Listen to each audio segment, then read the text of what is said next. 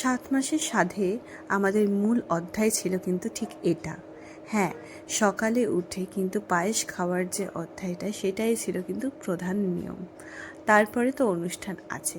তো এইভাবে কিন্তু আমি সেই দিনকে 7 মাসের সাধে এই পায়েসটা খেয়ে নিয়েছিলাম। আমি মনে করি সবার নিয়ম কিন্তু সমান নয়, কিন্তু আমাদের কিন্তু এটাই ছিল প্রধান নিয়ম।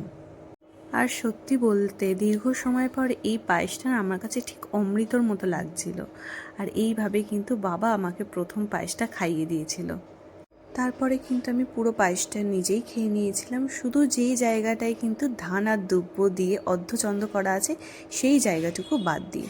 তোমাদেরও কি এই নিয়মটা আছে? থাকলে কিন্তু অবশ্যই কমেন্ট করে জানিও আমাকে।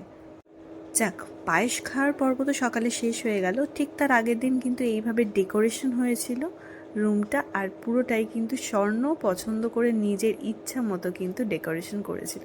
কেমন হয়েছে অবশ্যই কিন্তু কমেন্ট করে জানিও।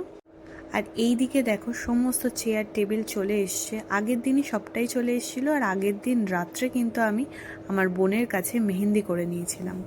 আমার মন রাখার জন্য যেটুকু করেছিল সেটাই আমার কাছে কিন্তু অনেক ছিল। স্বাদের দিনের দুপুরের কিছু সুন্দর সুন্দর মুহূর্ত নেক্সট ভিডিওতে কিন্তু তোমাদের সামনে আমি তুলে ধরবো।